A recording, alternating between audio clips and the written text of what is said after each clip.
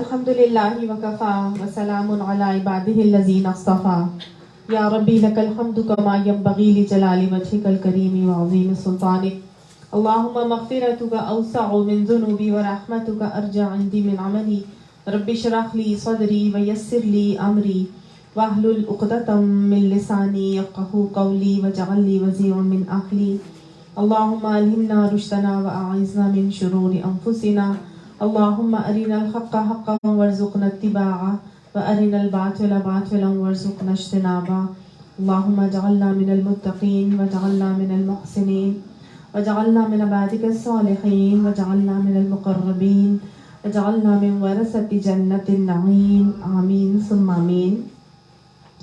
سورہ بقرہ آیت نمبر 156 تک ہم نے کر لیا تھا، بلکہ 157 تک ہم نے کر لیا تھا. آج آیت نمبر 158 سے کریں گے. اعوذ باللہ من الشیطان الرجیم. ان الصفا والمروة من شعائر اللہ فمن حج البیت او اعتمر فلا جناح علیہ ان یطوف بہما ومن تطوع خیرا فإن اللہ شاکر علیم. بے شک صفا اور مروہ اللہ کی نشائر میں سے ہیں، بس جو کوئی حج کرے گھر کا یا عمرہ کرے بس نہیں گناہ اوپر اس کے یہ کہ طواف کر لے ان دونوں کا، اور جو کوئی خوشی سے بھلائی کرے بس بے شک اللہ جاننے والا ہے اور قدردان ہے. دہرانے پچھلی کلاس میں ہم نے کیا کیا تھا، آیات کا اختتام کہاں پر ہوا تھا کہ اللہ سبحانہ تعالیٰ نے مختلف قسم کی آزمائشوں کے انداز بتائے تھے اپنے مومنوں کے لیے، کہ اللہ سبحانہ تعالیٰ ہر مومن کو ان 5 قسم کی آزمائشوں سے دوچار کرتے ہیں، اور سال میں 1 یا 2 مرتبہ دوچار ہوتا ہے ہر مومن. لیکن اللہ سبحانہ تعالیٰ نے بتا دیا تھا کہ ان تمام آزمائشوں پر اجر کی بشارت کس کے لیے تھی؟ جو صبر کرنے والے تھے. اور صبر کیسے کرنا تھا؟ جب مومن کو کوئی تکلیف، کوئی پریشانی، کوئی آزمائش آتی ہے، کوئی مصیبت آتی ہے تو وہ کیا کرتا ہے؟ رجوع اللہ کرتا ہے. ہر پریشانی اور آزمائش پہ اس کا رویہ کیا ہوتا ہے کہ وہ اللہ کی طرف پلٹتا ہے. اور دعا سکھائی تھی کون سی؟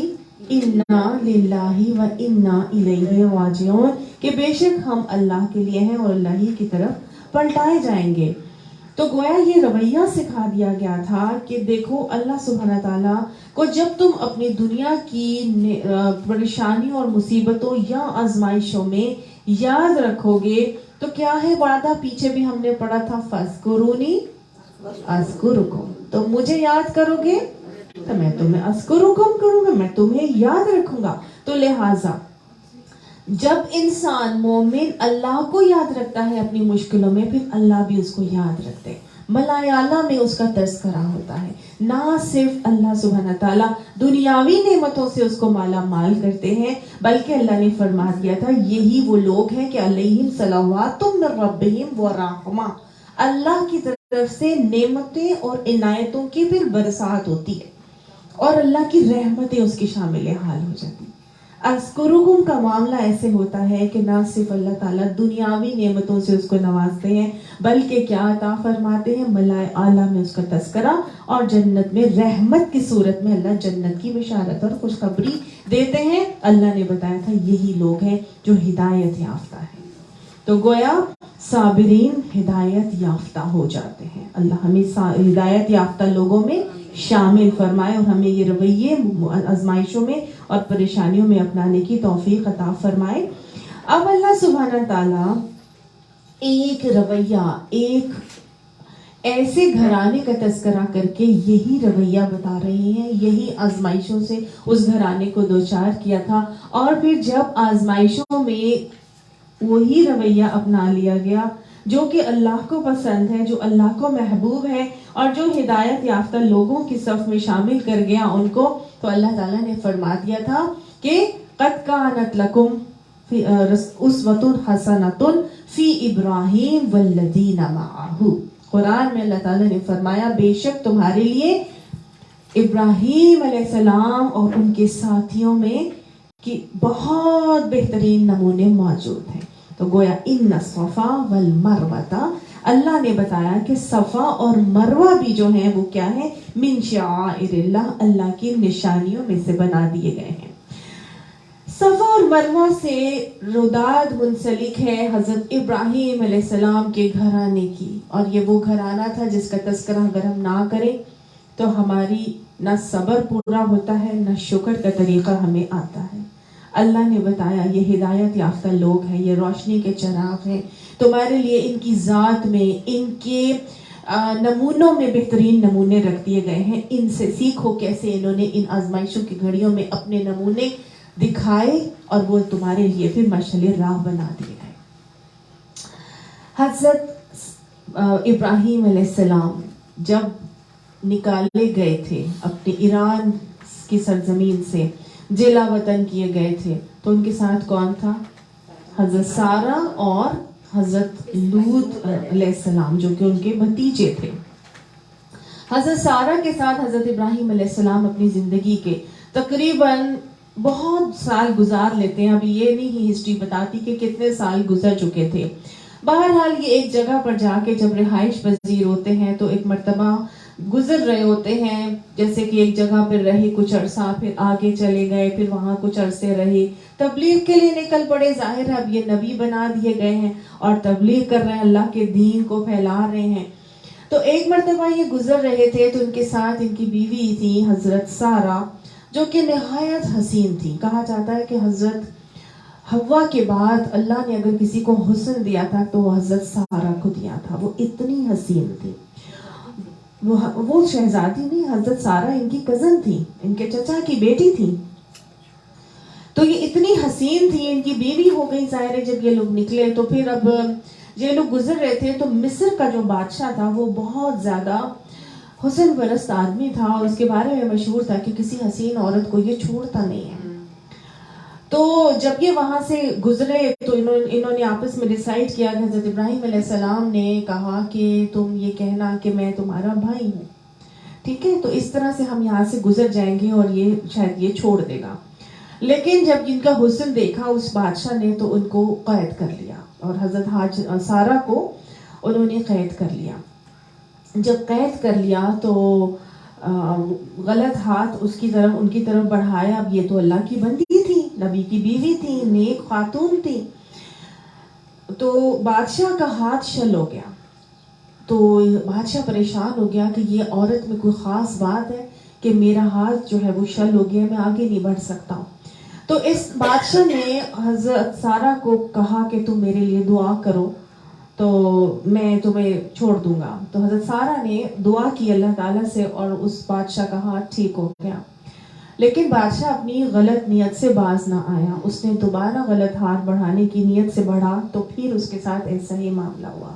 پھر اس نے کہا کہ تم ایسے کر لو، ایسے دعا کر لو۔ 3 مرتبہ جب ایسا ہی ہوا تو پھر اس کو بادشاہ کو سمجھ میں آ گیا یہ کوئی اللہ کی خاص بندی ہے اور اللہ کی کوئی مدد، یعنی کہ کسی سپر پاور کی کوئی مدد اس کے ساتھ ہے، تو لہٰذا اس کو چھوڑ دینا ہی جو ہے وہ میرے لیے بہتر ہوگا۔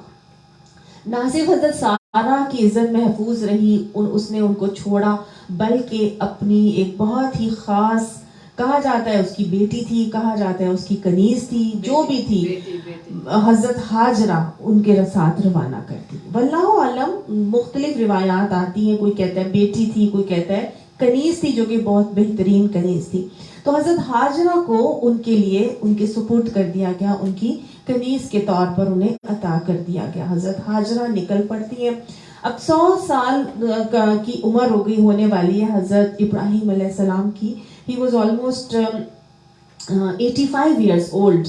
تو اس سے پہلے پھر حضرت ہاجرہ کو حضرت سارہ نے حضرت ابراہیم علیہ السلام کے حوالے کیا اور یہ کہا کہ آپ اس سے نکاح کر لیں۔ خود انہوں نے اپنی ول سے حضرت ہاجرہ حضرت ابراہیم علیہ السلام کو دی اور کہا آپ اس سے نکاح کریں اور اولاد کے لیے کوشش کریں۔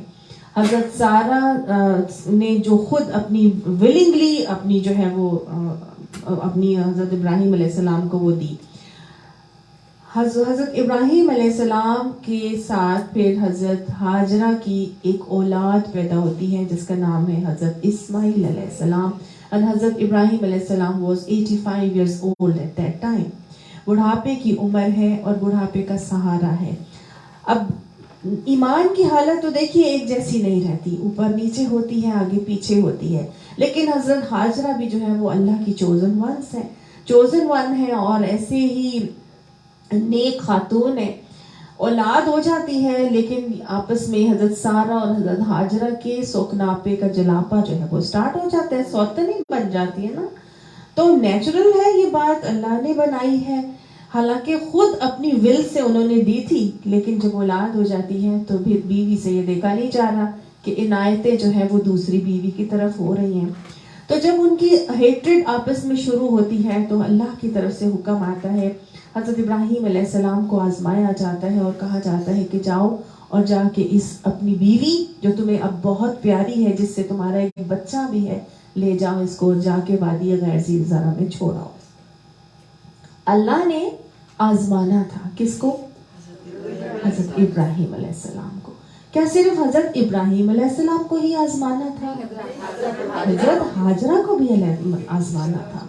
یہ ایک عورت کی دروداد ہے، یہ ایک عورت کی داستان ہے، اس کے صبر کی اور اس کی ہجرت کی داستان ہے. نہ صرف نام ہاجرہ ہے بلکہ عمل میں بھی وہ ہجرت کر رہی ہیں، اپنی جگہ کو چھوڑ کر کہاں جا رہی ہیں؟ وادی غیر ذی زرع میں، جہاں نہ بندہ نہ بندے کی ذات، نہ پانی نہ قطرہ، نہ ہی کوئی آبی حیات، اور نہ ہی کوئی درخت، نہ کوئی پرندہ، نہ ہی کچھ اور، نہ کوئی کھانے کا وسیلہ، فقط ایک مشکیزہ پانی کا اور ایک کھجوروں کا تھیلا لے کر جاتے ہیں، اور گھوڑے پر سوار ہیں یا کسی بھی جانور پر سوار کر کے ایک چیر خوار بچے کے ساتھ لے کر 1 مہینہ، تقریباً 2 مہینے کا رن تھا فلسطین سے وادی غیر ذی زرع. کون سی جگہ تھی؟ مکہ. مکہ کی بے آب و گیا وادی، جہاں اس وقت کچھ بھی موجود نہیں تھا. ناٹ ایون خانہ کعبہ کی بنیادیں، کچھ موجود نہیں تھا، منہدم ہو چکی تھی، سب زیر زمین جا چکا تھا. جب آہستہ آہستہ جب طوفان نوح آیا تو وہ فلڈ کی وجہ سے سب ان کی بنیادیں بھی جو ہے وہ ختم ہو چکی تھی، کچھ بھی موجود نہیں تھا. بس ٹوٹی پھوٹی جو چھوٹی موٹی کھنڈرات ٹائپ جو تھی وہ جگہ موجود ہے بس وہاں پر. اب وہاں پر جب اللہ کا حکم ہوتا ہے کہ بس یہی جگہ ہے، یہاں پر جن کو چھوڑ دو، جب میرا حکم ہوگا اب تم واپس پلٹ جاؤ. حضرت ابراہیم علیہ السلام جن کے بڑھاپے کا سہارا ہے اور چہیتی اب یہ بیوی بھی ہے، کہ جن کی جیسے کہنا جیلسی میں آ کے حضرت سارہ اتنا جیلس ہو گئی، تو ظاہر ہے کچھ عنایتیں حضرت ابراہیم علیہ السلام کی طرف سے بھی حضرت ہاجرہ کے لیے ہوتی ہوں گی. بیوی جو تھی اب ان کی جب لے جاتی ہیں وہاں پر، اور وہاں پر جا کے چھوڑتے ہیں اور واپس پلٹ کے جانے لگتے ہیں، تو حضرت ہاجرہ اب بولتی ہیں ہمیں کس کے سہارے چھوڑ کے جا رہے ہیں، یہاں کس کے پاس چھوڑ کے جا رہے ہیں، یہاں تو کچھ بھی ہمارے پاس موجود نہیں ہوگا. ایک صحرا ہے، اپنے اوپر رکھیے، ذرا سوچئے کہ ایک صحرا ہے بے آب و گیا، جہاں کوئی چیز موجود نہیں ہے، نہ چھت ہے، نہ پانی ہے، نہ کوئی درخت ہے، نہ کوئی کھانے پینے کے آثار ہیں، نہ کوئی بندہ نہ بندے کی ذات، اور تنہا ایک عورت ایک بچے کے ساتھ، اس کا میاں اس کو چھوڑ کے جا رہا ہے. وہ عورت کیا بولے گی؟ پہلی بات تو یہ کہ وہ ہم جیسی عورت تو کوئی جانے کے لیے تیار نہیں ہوگی. چھوٹے چھوٹے بچوں کے ساتھ مجھ سے ٹریولنگ نہیں ہوتی، کہاں لے کر جا رہے ہیں مجھے؟ اور پھر وہ اونٹ پر یا گھوڑے پر لے کر گئے تھے، راستے میں وہ اس کو فیڈ بھی کراتی ہوں گی، ہے کہ نہیں؟ کتنا ڈیفیکلٹ ہوتا ہوگا. 2 مہینے کے سفر کے بعد جب وہاں پہنچے ہیں تو ایک مشکیزہ پانی کا اور ایک کھجوروں کا تھیلا چھوڑ کے میاں واپس پلٹ کے جا رہا ہے. عورت کیا بول رہی ہے؟ کس کے سہارے چھوڑ کے جا رہے ہیں؟ ہم کیا کریں گے یہاں پر؟ obvious بات ہے ایک عورت ایسی ہی بولے گی. حضرت ابراہیم علیہ السلام خاموش ہیں، کچھ نہیں بولتے. پھر پوچھتی ہیں کس کے سہارے چھوڑ کے جا رہے ہیں ہمیں، ہم کس طرح زندگی گزاریں گے؟ تو حضرت ابراہیم علیہ السلام خاموش ہیں، کیونکہ اللہ کا حکم ہے نا. پھر صرف کہتی ہیں کیا اللہ کا حکم ہے، کیا اللہ کا حکم ہے؟ تو آگے سے وہ کہتے ہیں حضرت ابراہیم علیہ السلام ہاں میں صرف سر ہلاتے ہیں. تو آگے سے کہتی ہیں ان اللہ لا یضیعنا، بے شک اللہ ہم کو ضائع نہیں کرے گا. یہ تھا ان کا صبر، یہ تھا ان کا تقوی، یہ تھا ان کا توکل، اور یہ تھا مشکل، پریشانی، مصیبت میں جم جانے کا رویہ. صرف کس بات پر؟ کہ اللہ کا حکم ہے. جی اللہ کا حکم ہے. آج ہمیں کتنے اللہ کے حکم پتہ چلتے ہیں، لیکن ہم ادھر سے سنتے ہیں اور ادھر سے نکال دیتے ہیں. مجھ سے نہیں کیا جاتا، میں یہ کام نہیں کر سکتی، میرے لیے یہ بہت مشکل ہے. لوگوں کی کہاں سے نظریں برداشت کروں گی؟ شوہر کی، ساس کی، گھر والوں کی، بچوں کی، رشتہ داروں کی، میں کیسے برداشت کروں گی؟ سب مجھے چھوڑ جائیں گے. یہاں پر ہر چیز ختم ہو گئی ہے. کس کس چیز سے اللہ تعالیٰ آزما رہے ہیں؟ من الخوف. وَلَنَبْلُوَنَّكُمْ بِشَيْءٍ مِّنَ الْخَوْفِ. خوف کس چیز کا تھا یہاں پر؟ تنہائی کا خوف. Very good. اکیلی رہوں گی کیسے؟ کیسے رہوں گی؟ یہاں پر کوئی بھی تو نہیں ہے. میں اکیلی اس بچے کے ساتھ کھاؤں گی کہاں سے، پیوں گی کہاں سے؟ نہ بندہ نہ بندے کے ساتھ بات کس سے کروں گی؟ آج گھر میں لوگ نہیں ہوتے، ہم باہر نکل جاتے ہیں، فون میں لا لیتے ہیں، آئی پیڈ اٹھا لیتے ہیں، ٹی وی لگا لیتے ہیں. تنہائی برداشت نہیں ہوتی عورتوں سے آج. کس چیز کا خوف ہے؟ تنہائی کا خوف ہے. میں کیسے زندگی گزاروں گی؟ بچہ چھوٹا سا میرا، یہ تو ختم ہو جائے گا، تو کوئی بھی نہیں ہے. ہوگا نہیں کیا خوف ان کو؟ اللہ نے آزمایا ان کو. اور کیا خوف تھا ان کو؟ جان جانے. یہ جو بچھو، سانپ، ریگستان میں کتنے جانور ہوتے ہیں. کیا کون کون سے جانور آ جائیں گے، میرے بچے کو اٹھا لے جائیں گے، مجھے چیر پاڑ کہیں گے. سانپ ڈس گیا تو کیا ہوگا؟ کیا خوف نہیں ہوگا انہیں؟ بچھو آ گیا تو کیا ہوگا؟ یہ صحرا میں سے کتنے ڈیزرٹ میں سے نکلتے ہیں کیڑے مکوڑے جانور. کیا خوف نہیں ہوگا ان کو؟ کون سا خوف ہوگا جو نہیں ہوگا؟ اندھیرے کا، تنہائی کا. لوگ نہیں ہیں، اکیلی میں بات نہیں کروں گی. عورتیں تو چیٹر باکس ہوتی ہیں. میں کسی سے بات نہیں کروں گی تو میرا دن کیسے گزرے گا؟ خوف نہیں ہوگا ان کو؟ پتہ نہیں کون کون سے خوف ہوں گے. والجوع، اور بھوک سے بھی آزماؤں گا. کیا بھوک سے نہیں آزمائی گئی تھی وہ؟ کیا تھا؟ ایک کھجوروں کا تھیلا تھا نا صرف. اور بھوک ایسی کہ وہ جب کھجوروں کا تھیلا ختم ہوا تو اس کے بعد تڑپنے لگا بچہ. خود نہیں تڑپی، پانی ختم ہو گیا. کب تک چلتا؟ جب تک تو آ رہا تھا تو بچے کو دودھ پلا رہی تھی. اب بچے کی بھی بھوک ہے اور اپنی بھی بھوک ہے. یہ خوف نہیں ہوگا کہ یہ چند دن تو چلے گی کھانا پینا جو چھوڑ کے جا رہے ہیں؟ کتنے دن چلے گا؟ کہاں سے میں روزگار کا بندوبست کروں گی؟ یہ معاش کہاں سے آئے گا میرے پاس؟ کون آئے گا یہاں پر؟ کسی کو پتا نہیں ہمارا کہ ہم یہاں پر ہیں. ہم کس طرح زندگی گزاریں گے؟ سوچیں ذرا، اپنے اوپر رکھ کے دیکھیں کتنا ڈیفیکلٹ ٹائم تھا ان کا. لیکن کیا ہوا؟ چپک گئی تھی کیا حضرت ابراہیم علیہ السلام کے قدموں پہ کہ نہیں مجھے ساتھ لے کے جائیں، میں یہاں پہ اکیلی کیسے زندگی گزاروں گی؟ آپ کا بچہ مر جائے گا، آپ تو خودکشی کر رہے ہیں، ہمیں چھوڑ کر جا رہے ہیں، بچہ کو بھی آپ کو پرواہ نہیں ہے. ہم لوگ جیسی خواتین ہو تو ایسی باتیں کریں گی. آج ادھر سے ہسبینڈ سے پیسے تنگ ہوتے ہیں، ہماری منہ سے اوائی توائی نکلنے شروع ہو جاتی ہے نا. اور وہاں پر کیا ہے؟ بھوک ہے. کب تک چلتا؟ خوف تھا. یہ کب تک چلے گا؟ وَنَقْصٍ مِّنَ الْأَمْوَالِ، مالوں کی کمی بھی تھی، ہے نا. مالوں کی کمی تھی. مالوں کی کمی، ایسی کمی تھی کہ کوئی آثار نہیں تھا کہ آگے مال آ سکتا ہے. بس جو ہے، جو تھا وہ تو ختم. یہ 1 مہینے کا رہ گیا ہے، پتہ نہیں یہ بھی کتنے دن چلتا ہے. مال بھی گئے. انفسی، جانوں کی کمی بھی تھی. میاں تو چلا گیا چھوڑ کر، ہے نا. جان کی کمی بھی تھی. کوئی نہیں ہے، نہ بندہ نہ بندے کی ذات. جو میاں ساتھ آیا تھا وہ بھی جان چھڑا کے یہاں سے چلا گیا ہے. پھر کیا ہوا تھا؟ جب تھوڑا ٹائم گزرا، خوف انہوں نے کوئی اپنے اوپر سوار نہیں کیا، کیونکہ ان کو توکل تھا کہ اللہ مجھے دیکھ رہا ہے، اللہ مجھے ضائع نہیں کرے گا. میرے اللہ کا یہ حکم ہے تو لَئِن شَكَرْتُمْ لَأَزِيدَنَّكُمْ. आज़िदन्नकुम का वादा उनको मालूम था।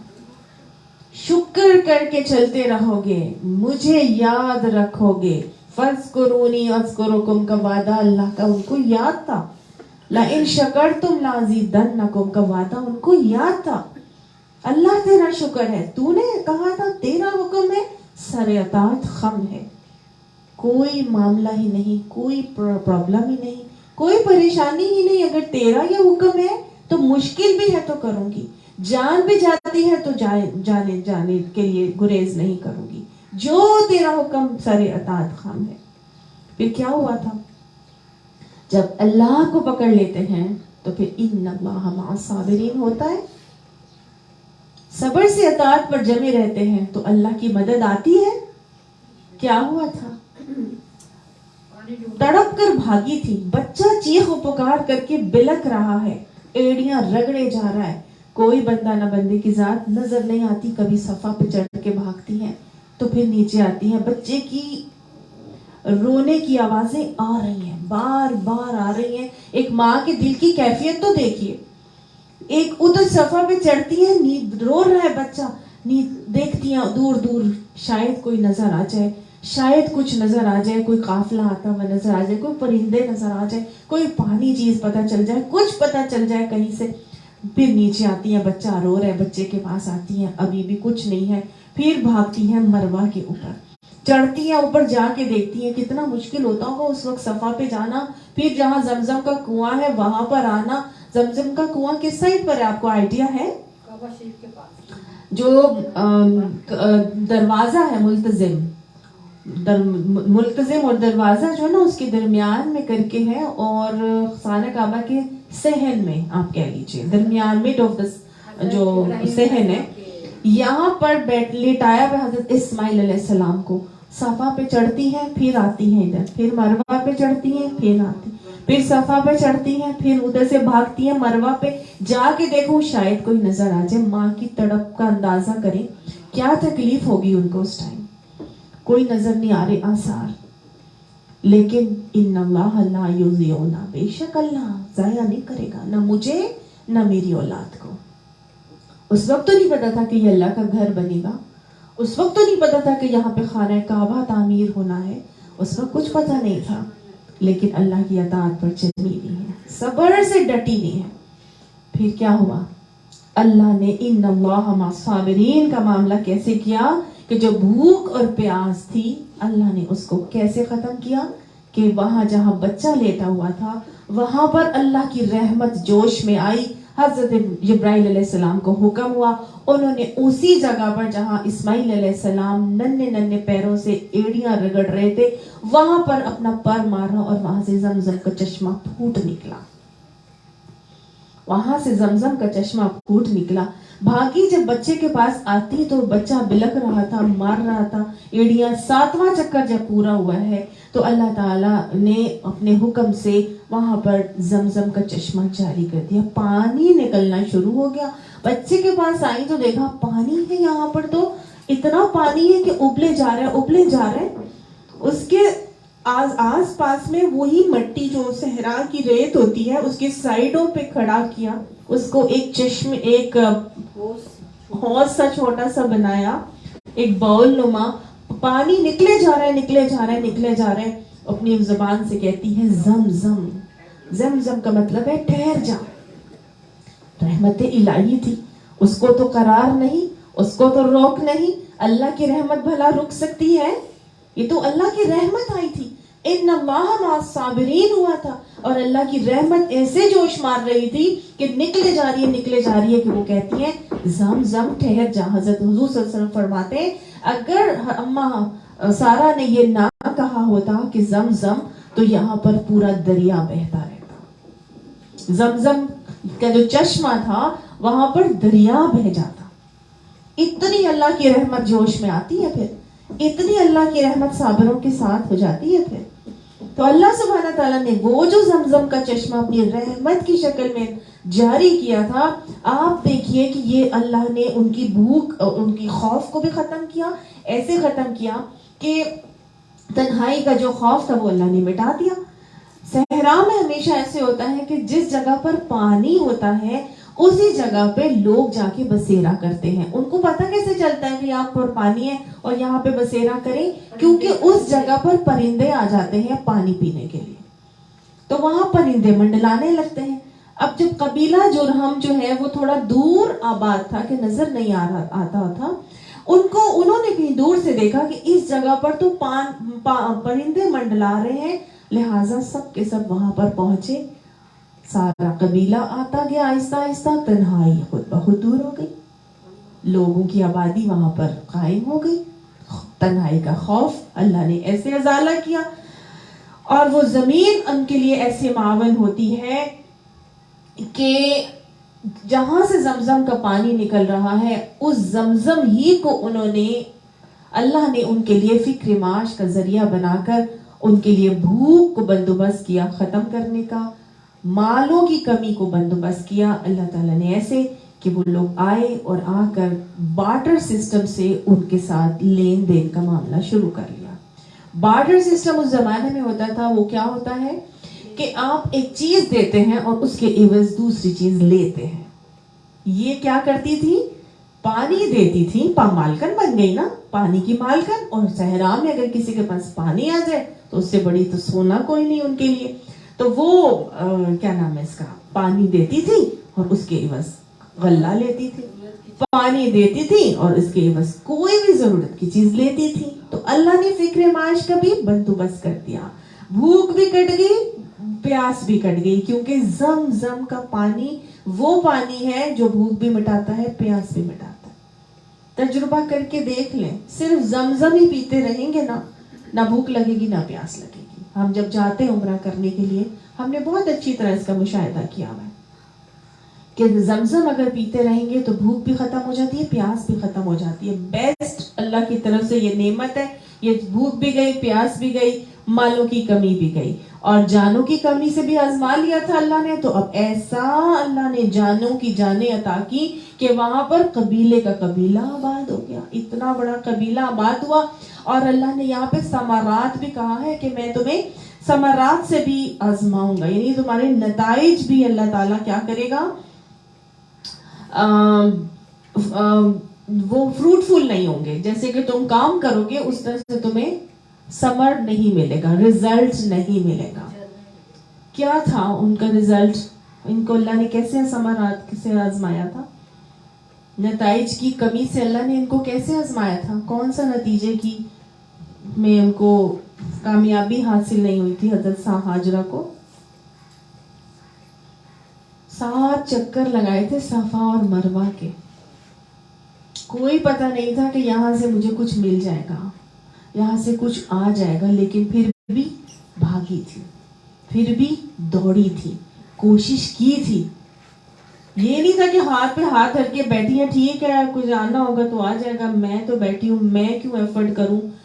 بچے کی تکلیف نہیں دیکھی جا رہی, اور اس تکلیف کو دور کرنے کے لیے ماں کی ممتا اللہ کو اتنی پسند آئی کہ اللہ سبحانہ تعالیٰ نے اس عمل کو کہہ دیا کہ ان الصفا والمروۃ من شعائر اللہ, بے شک یہ صفا اور مروہ اللہ کی نشانیوں میں سے ہے, اللہ کی پہچان کی علامات ہیں, شعائر اللہ ہیں, ان سے اللہ کو پہچانو.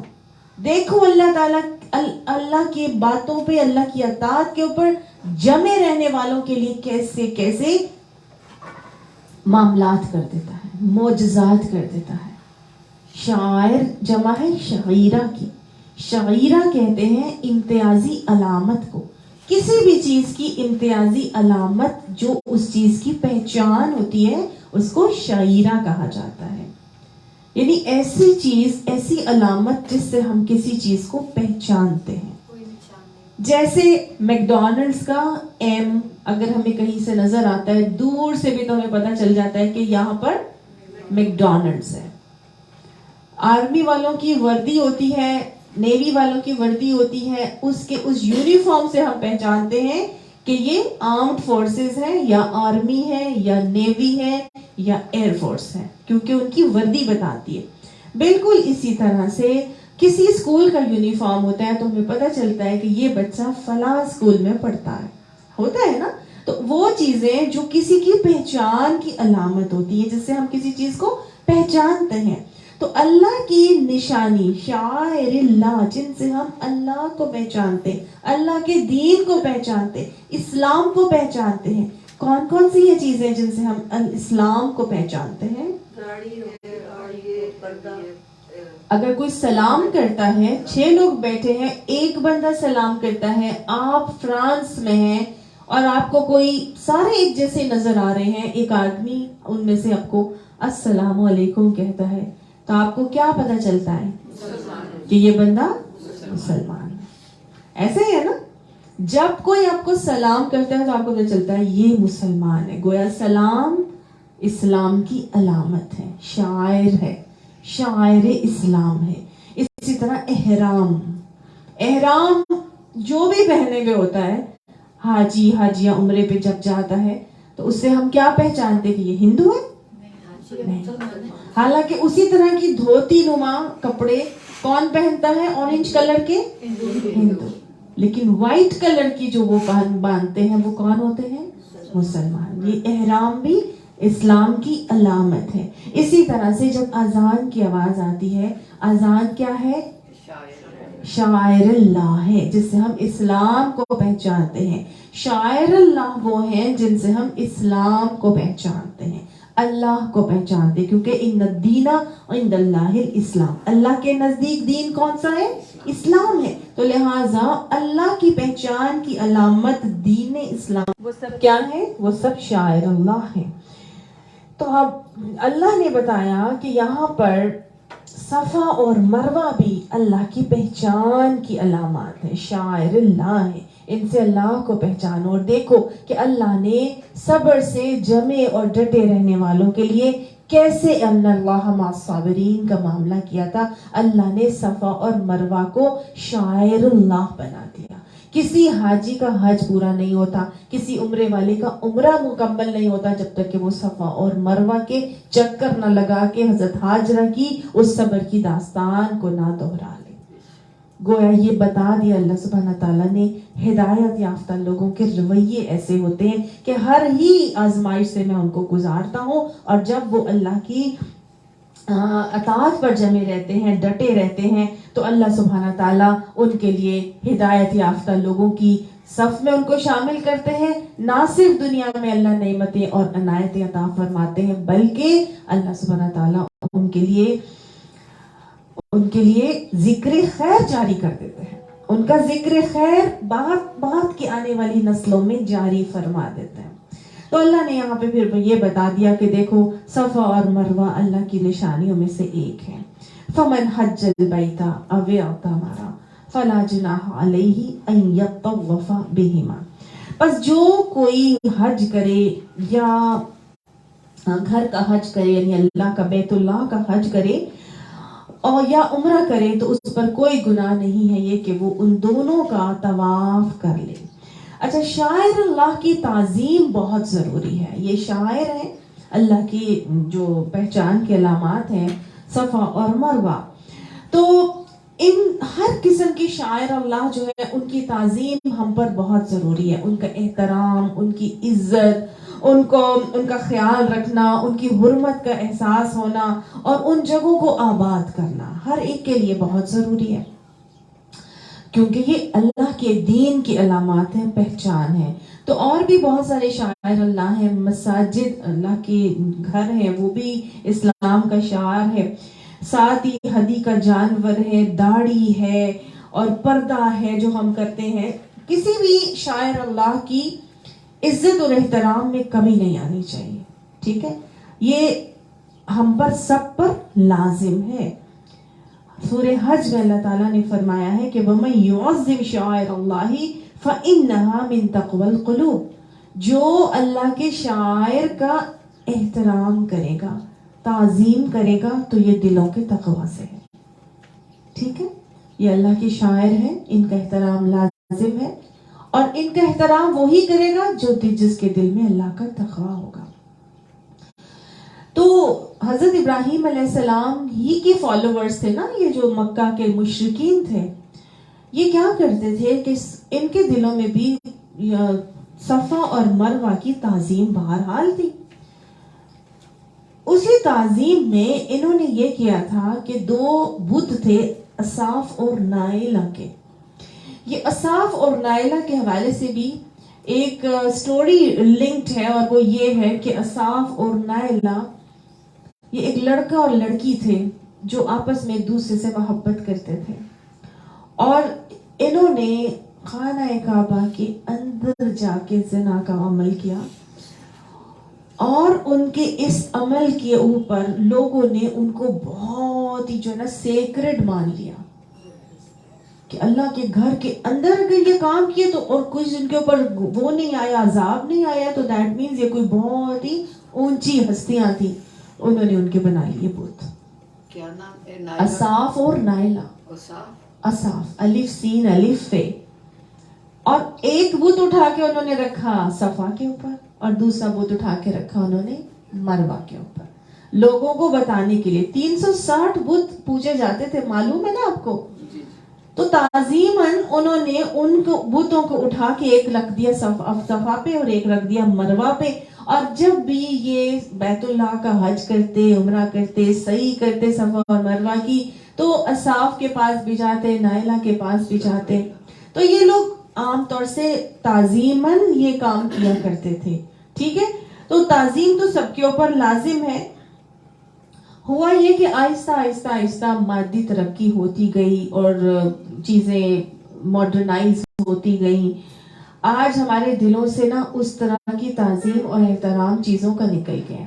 ٹھیک ہے، ہم اس طرح تعظیم نہیں کرتے. آج ہم کیا کرتے ہیں، پردے والوں کا بھی مذاق اڑا رہے ہوتے ہیں، بیٹھے بیٹھے داڑھی والوں کا بھی مذاق اڑا رہے ہوتے ہیں، بیٹھے بیٹھے اذان کی آواز بھی اگر کہیں زور سے آ رہی ہے تو قولی مذاق تو نہیں لیکن عملی مذاق کا رویہ اپنائے ہوئے ہوتے ہیں. زور سے گانے بھی بج رہے ہیں اور نماز کے لیے کوئی جا نہیں رہا، جبکہ اللہ کی طرف سے پکار آ رہی ہے، حیا علی الصلاۃ حیا علی الفلاح. ہم قولی تو نہیں، عملی جو ہے وہ مذاق کے رویے بہرحال ہم کر رہے ہوتے ہیں. تو اللہ کی اذان، اللہ کی طرف سے پکار آ رہی ہے، لیکن ہم اس کی تعظیماً نہ ہم اذان کے الفاظ دہراتے ہیں، نہ ہمیں اذان کے بعد فوراً نماز کی تیاری کا کوئی احساس ہوتا ہے، نہ ہمیں یہ ہوتا ہے کہ مردوں کو ہم نماز باجماعت کے لیے مسجدوں کی طرف روانہ کریں. سارے کام چھوڑ کر ہم یہ جمعہ بھی کیا ہے، شاعر اللہ ہے، اس سے بھی ہم اسلام کو پہچانتے ہیں، جمعے کی تعظیم بھی ہم سب پر لازم ہے. تو گویا آج ہمارے دلوں سے وہ اللہ کے شاعر کے احترام بھی بہت کم ہو گئے ہیں. اپنے آپ کو ریوائز کرنے کی ضرورت ہے. اندر دیکھیے کون کون سی چیزیں جس کے خلاف ہم تعظیم میں کمی تو نہیں کر رہے. اللہ تعالیٰ ہمیں بھی شاعر اللہ کے احترام کی توفیق عطا فرمائے. میں بات کر رہی تھی کہ اصاف اور نائلہ کے چکر لگاتے تھے صفا اور مروہ میں. تو جب اللہ کی طرف سے یہ حکم آیا کہ اسلام دیا گیا، اور اس میں قرآن پاک میں اللہ نے کہا کہ جو حج بیت اللہ کا حج کر رہا ہے یا پھر عمرہ کرے تو اس پر کوئی گناہ نہیں ہے کہ یہ ان دونوں کا طواف کر لے، یعنی کہ صحیح کر لے، صفا سے مروہ اور مروہ سے صفا. دوبارہ ہم سب کو معلوم ہے کہ طواف جب ہم کرتے ہیں، عمرے کا طواف 7 چکر ہوتے ہیں. 7 چکر کے بعد ہم صفا اور مروہ کی 7 چکروں کی صحیح کرتے ہیں، اور ہم یہ حجرہ کی سنت کو دہراتے ہیں.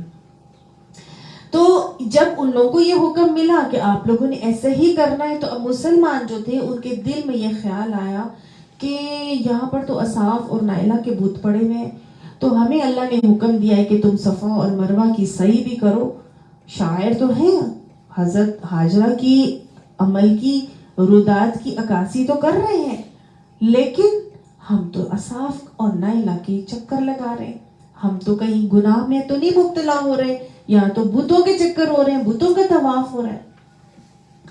تو اللہ نے یہاں پر گویا ان کو یہ بات سمجھانی چاہیے، کوئی فرق نہیں پڑتا، فلا جناح علیہ، کوئی گناہ نہیں ہے اس کے اوپر جو ان کا حج بیت اللہ کر رہے یا عمرہ کر رہے.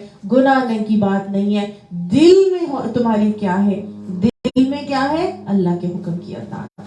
دل میں کیا ہے، حضرت حاجرہ کی سنت کی دہرانا. دل میں کیا ہے کہ تم کسی بت کی طواف نہیں کر رہے. تو گویا نیت کا اخلاص بہت ضروری ہے. نیت کا اخلاص, تمہاری نیت کی اگر نیت تمہاری ٹھیک ہے تو اس سے کوئی فرق نہیں پڑتا. بے شک وہاں پہ بت پڑے ہیں تو پڑے رہے, تمہاری نیت صحیح ہونی چاہیے کہ تم کیا کر رہے ہو, کہ تم طواف کر اصاف اور نائلہ کا نہیں بلکہ کس کا کر رہے ہو, صفا اور مروہ کا, کیونکہ یہ اللہ کی نشانیاں ہیں, ان سے ہم اللہ کو پہچانتے ہیں. تو گویا اللہ نے یہاں پر بتا دیا کہ نیت کا صحیح ہونا اور نیت کی درستگی ٹھیک ضروری ہے. اگر تم وہاں کے چکر لگا لو گے تو تمہارے اوپر کوئی گناہ کی بات نہیں ہوگی. تعظیم کرنی ہے وہ ضروری ہے. اچھا, آج ہم کیا کرتے ہیں, ہم نہ صرف شاعر اللہ کی حرمت کا خیال نہیں رکھتے, تعظیم اور احترام میں کمی کرتے ہیں, بلکہ فریڈم آف اسپیچ کے آڑ میں آ کر اچھے اچھے گھروں کے اندر پردے کا مذاق اڑایا جا رہا ہے, داڑھی کا مذاق اڑایا جا رہا ہے, حاجیوں کے لباس کا مذاق اڑایا جا رہا ہے, اور قرآن کا مذاق اڑایا جا رہا ہے, کارٹونز بنائے جا رہے ہیں. نان مسلمز کریں تو پھر ان کو اگنور کیا جا سکتا ہے, لیکن اچھے خاصے پڑھے لکھے جو ہمارے دینی گھرانے ہیں, ہمارے اسلامی جو گھرانے ہیں, ان گھروں میں بھی صرف یہ کہ فریڈم آف سپیچ ہے. جو آپ کے دل میں آتا ہے آپ کریں, جو آپ کو صحیح لگتا ہے آپ بولیں. ہمارا دین اجازت دیتا ہے. یہ کیسی اجازت ہے کہ جس میں کسی کی عزت کا احترام نہ کیا جائے. یہ کیسی اجازت ہے کہ جس میں ہم اللہ کی چیزوں کا جو ہے, اللہ کی شعائر کا مذاق اڑا رہے ہوں. وہ اللہ جس کو سب سے زیادہ تعظیم ضروری ہے, جس کی سب سے زیادہ عزت ہونا ضروری ہے, وہ اللہ سبحانہ تعالیٰ جس عزت کا مستحق ہے, ہم اسی کا مذاق اڑا رہے ہوتے ہیں صرف اس لیے کہ ہمیں فریڈم آف سپیچ ہے. ایسے نہیں ہونا چاہیے, ایسے ہونا چاہیے, ہمارے دین میں یہ کیوں ہے, ایسے کیوں ہمیں حکم دے دیا, ایسے حکم نہیں ہونا چاہیے. مختلف چیزوں پر کرٹیسائز کرتے ہیں, مختلف چیزوں میں جو ہے وہ تحقیر کرتے ہیں. کئی دفعہ تو ہم اللہ کے دین کا بھی مذاق اڑا رہے ہوتے ہیں. اس طرح سے اسلام میں یہ چیز کیوں ہے, اسلام میں یہ چیز نہیں ہونی چاہیے. اللہ کی یاد رکھیے گا, کسی تخلیق میں کوئی کمی نہیں ہے. اللہ کی کوئی تخلیق اٹھا کر دیکھ لیں گے, کہیں کوئی ٹیڑھ رکھنا, بگاڑ, کمی, نقص ہمیں نظر نہیں آئے گی. اللہ بھی کامل ہے, اللہ بھی مکمل ہے, اور اس کی تخلیق میں بھی کہیں کوئی کجی, کوئی ٹیڑھ, کوئی کمی, کوئی نقص موجود نہیں ہے. جب اللہ کی تخلیق میں کمی نہیں ہے تو پھر اللہ کے دیے ہوئے دین میں کیسے کوئی کمی ہو سکتی ہے؟ نہیں ہو سکتی نا. جب اللہ کی کسی تخلیق میں کمی نہیں ہے تو پھر دین جو اس نے مجھے اور آپ کو دیا وہ بھی مکمل ہے, کامل ہے, اس میں کوئی کمی, کوئی نقص, کوئی کجی نہیں ہے. We have to accept it. ہمیں سمجھ میں آئے یا نہ سمجھ میں, خام میں اٹھ کر اللہ کے شاعر کا مذاق اڑانا, فریڈم آف سپیچ کی آڑ میں آ کے کہ اسلام میں یہ چیز کیوں ہے, ہمارے لیے یہ ایسے کیوں ہے, دیکھ وہ مسلمانوں کو یہ کیوں حکم دیا گیا ہے, ایسے نہیں ہونا چاہیے, ویسے نہیں ہونا چاہیے. یہ سب کیا ہے؟ یہ وہ چیزیں ہیں کہ ہم اللہ کے اس دین سے راضی اور مطمئن نہیں ہیں. ٹھیک ہے, تو اپنے دل کی خوشی سے ایکسپٹ کرنا ہے.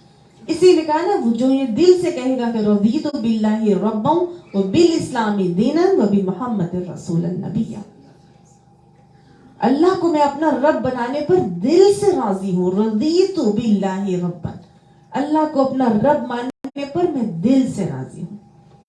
وبالاسلام دینا, اور اسلام کو ایکسپٹ کرنے کے لیے دل سے راضی ہوں. وبی محمد رسول النبی, اور رسول صلی اللہ علیہ وسلم کو نبی اور رسول ماننے کے لیے دل سے راضی. تو دل سے راضی ہونا ہے, دل کی خوشی سے کرنا ہے. جو کام کرنا ہے دل کی خوشی سے کرنا ہے, زور زبردستی اور اس پہ کہتے ہیں چاروں نہ چار یا مجبوراً نہیں کرنا. اسی لیے اللہ نے کہا وَمَن تَطَوَّعَ خَيْرًا, اور جو خوشی سے بھلائی کرے گا فَإِنَّ اللَّهَ شَاكِرٌ عَلِيمٌ, بس بے شک اللہ قدردان ہے, جاننے والا. تو جو بھی عمل کرو خوشی سے کرو, دل کے پورے ثبات کے ساتھ کرو, دل کی پوری خوشی کے ساتھ کرو. पूरी अपनी जो है ना मोटिवेशन के साथ करो। अल्लाह ने यहाँ पे शाकिरुन अलीम 2 सिफात एक साथ लिखी हैं। क्यों लिखी हैं? क्योंकि जो तुम करोगे उसको वो अलीम भी है, खबीर भी है, समी भी है, बसीर भी है। वो हर चीज को सुन भी रहा है, देख भी रहा है, जानने वाला भी है। उसकी निगाह से कोई चीज पोशीदा नहीं है। तुम जो जो अमल करोगे, जो जो रवैये अपनाओगे, जैसे जैसे तुम्हारे मामलात होंगे, जैसे जैसे तुम्हारे रवैये होंगे, अल शाकिरुन वो कदरदानी करने वाला है, वो तुम्हें अजर अता फरमाएगा, वो तुम्हारे रवैये को जाया नहीं करेगा। दिल की खुशी लाजिम है। पूरे सबात के साथ अमल करो। जो अमल करोगे तो सब्र सिर्फ मुसीबत के आने पर नहीं किया जाता। याद रखिएगा, हम सब्र पढ़ रहे हैं, हम सब्र पढ़ रहे हैं ना। हमने शुरुआत सब्र से की है। हमने देखा है कि अल्लाह ताला ने जब आजमाना है तो सब्र के रवैये देखने हैं कि जमा है, डटा है कि नहीं। जो मैंने इसके ऊपर आजमाइश डाली है उस पे मेरे अताअत पे डटा हुआ है कि नहीं, है ना। तो अगर मुश्किल आ रही है, परेशानी आ रही है तो और तुम्हारे नताइज की तुम्हें कमी नहीं, मतलब तुम्हें नताइज नहीं मिल रहे, तुम जितनी एफर्ट कर रहे हो वो सब फेल होती जा रही है, कोई फ्रूटफुल रिजल्ट्स नजर नहीं आ रहे, किसी भी चीज के नहीं आ रहे, खौफ भी है, भूख भी है, कभी कुछ है, कभी कुछ है, वो क्या है? शाकिरुन अलीम है। वो तुम्हारे आमाल की कदरदानी करेगा। ये मत समझो कि ये मुसीबत अब मुझ पे आई है, अब मैंने आइंदा कभी कुछ करना ही नहीं है, ये तो ठीक होता ही नहीं, अब मैं नहीं करूंगी। नहीं, वो देख रहा है और कदरदानी करेगा। अल्लाह ने तसल्ली दे दी है, तुम्हारे अमल की कदरदानी होगी ही होगी। बेहतरीन अमल करके चलोगे तो फिर तुम्हारी कदरदानी वो जरूर करेगा। ठीक है, दोनों सिफात बताने का अल्लाह का मकसद ही ये है। देखिए, कई दफा से मुसीबत के आने पर सब्र नहीं होता, अल्लाह की अताअत में भी सब्र होता है। नमाज में सब्र करते हैं हम, नहीं दिल चाह रहा, सर्दी है बहुत, वजू नहीं बनाने को, पानी में हाथ डालने को दिल चाह रहा, सब्र करना है ना अल्लाह की अताअत में। जाना है नमाज पढ़ने के लिए, वजू भी करना है, ठीक है, फजर के वक्त भी करना है, हर वक्त जब भी अल्लाह का हुक्म है वजू बनाना भी है, नमाज पढ़नी भी है। और फिर नमाज की हालत में भी कंटिन्यूअस सब्र है, ना खुजा सकते हैं, ना बात कर सकते हैं, लाख कुछ हो। आपको एक वाक्य सुनाती हूँ। एक खातून थी, इसी तरह हम दर्स की क्लास में थे तो उन्होंने अपना वाक्य सुनाया जिंदगी का। वो कहती हैं कि मेरा बेटा इंजीनियरिंग में पढ़ता था, कॉलेज में, यूनिवर्सिटी में, तो उसने मुझे कहा कि मेरा एक फ्रेंड आएगा और आके लेके जाएगा, उसको नोट्स देने आपने, तो मैं जा रहा हूँ तो ये मेरे फ्रेंड को नोट्स दे दीजिएगा। कहती है मगरिब का टाइम हुआ तो वो उसका दोस्त, बेटे का दोस्त ना आया। अब वो नमाज का टाइम हो गया और वो कहती हैं कि वो दोस्त ना आया और मुझे था कि मगरिब का तो वैसे ही 10 मिनट अव्वल टाइम होता है। तो कहती है मैंने ना नमाज शुरू कर ली, अल्लाह ताला आ गया तो बस आप ही संभाल लीजिएगा, मैं तो भी नमाज को ज़ाया नहीं करना चाहती। अब अमानत थी जो देनी भी थी, उसको लौटानी भी थी, लेकिन अब नमाज का वक्त भी हो गया था। उन्होंने अल्लाह का नाम लेके नमाज शुरू कर दी। नमाज शुरू करी, नमाज शुरू की, पहली रकात पढ़ी है, दूसरी रकात पे थी तो बेल हो गई, बेल हुई और कहती है मेरा जहन जो है वो अब उधर के बेटे का दोस्त खड़ा होगा और मैं नमाज में हूँ, नमाज तो मैंने नहीं तोड़नी। वो नमाज अपनी पढ़ती रही। तो कहती है मैंने अपनी नमाज ख़त्म की और नमाज ख़त्म करने के बाद सलाम फेरी। सलाम कहती है उसमें ज़ाहिर है पहली दूसरी रकात पे थी, फिर तीसरी रकात, तो टाइम लगता है, तो बच्चे को जल्दी थी और वो उनको था वो चला जाएगा कि जी घर में किसी ने दरवाज़ा नहीं खोला। अब इसी फिक्र में वो उठ के सलाम फेर के जब वो गई गेट पर तो दरवाजे पर वो बच्चा खड़ा हुआ था।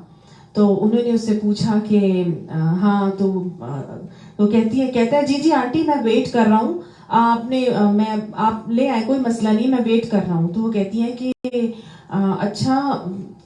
तो उनको हुआ कि मतलब ये ऐसे क्यों कह रहा है कि जैसे उसने पहले भी मेरे से बात की हो। तो ابھی کہتی ہیں کہ کیا آ گیا تھا میرا بیٹا، آ گیا تھا تم سے بات اس کی ہو گئی ہے؟ کہتا ہے نہیں نہیں آنٹی، آپ ہی تو آئی تھی اور آپ نے مجھے کہا تھا کہ ذرا انتظار کرو، میں بھی آتی ہوں تمہارے لیے لے کر.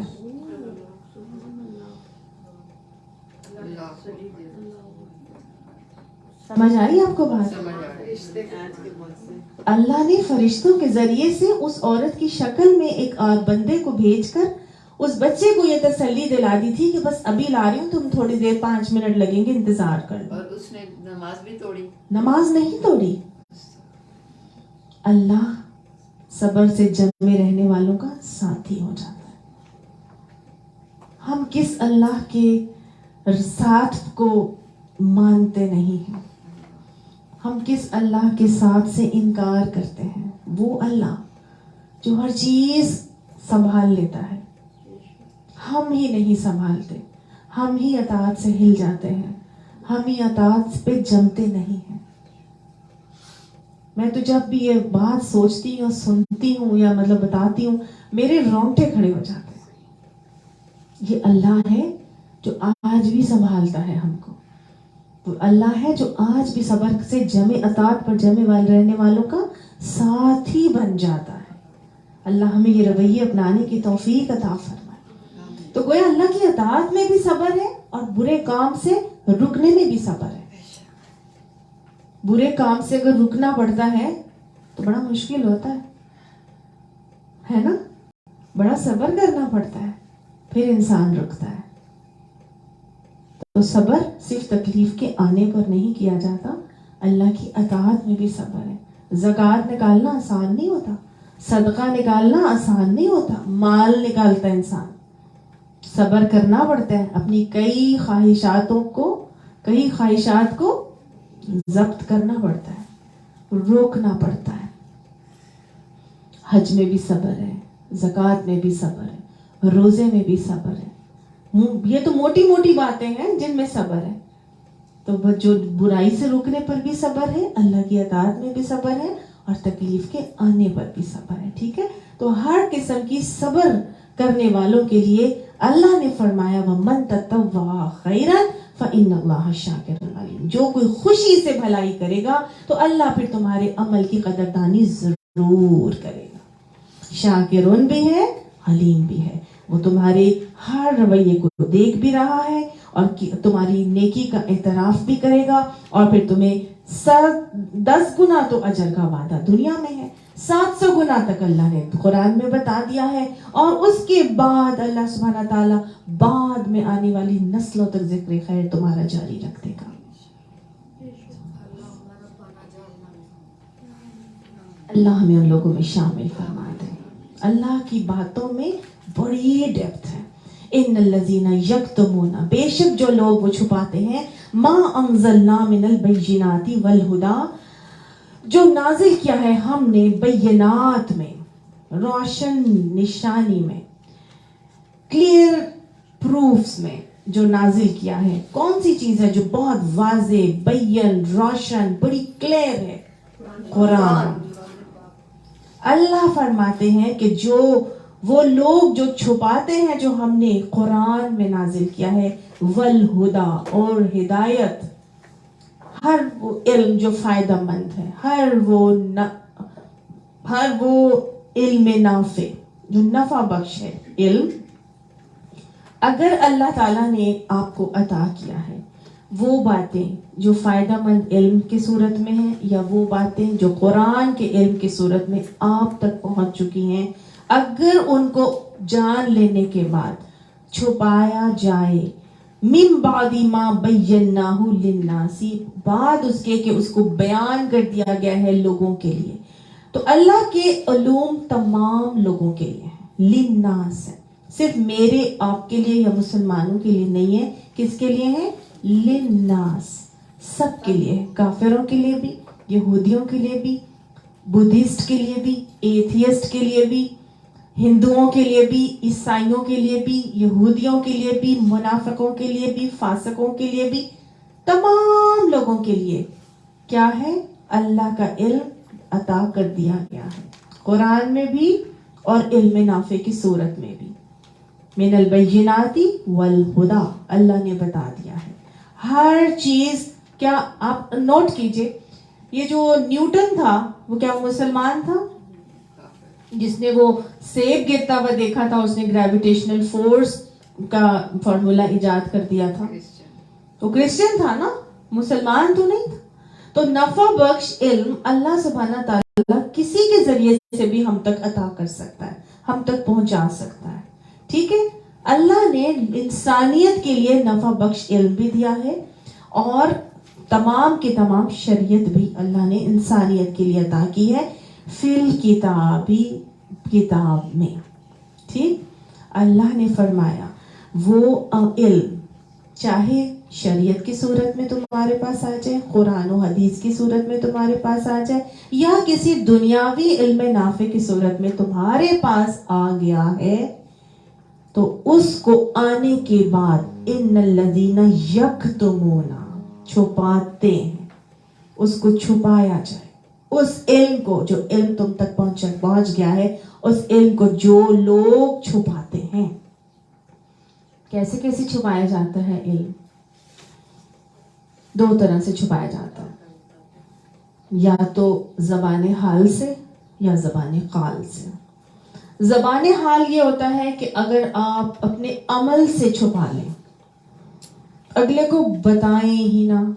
इंसान नमाज पढ़ रहा है, गलत रुख की पढ़ रहा है खड़े होकर, आपको मालूम है कि क़िबला इस रुख पर नहीं उस रुख पर है, और आप उसके हुक्म क्या है कि आप ऐन नमाज की हालत में उसको क़िबले की दुरुस्तगी की तरफ ले आए, उसके रुख को मोड़ दें, उसको बता दें। ज़बान क़ाल, ज़बान काल क्या होता? ज़बान, अच्छा पहले ज़बान हाल देख लेते हैं ना, यानी आपने अपने अमल से उसको नहीं बताया।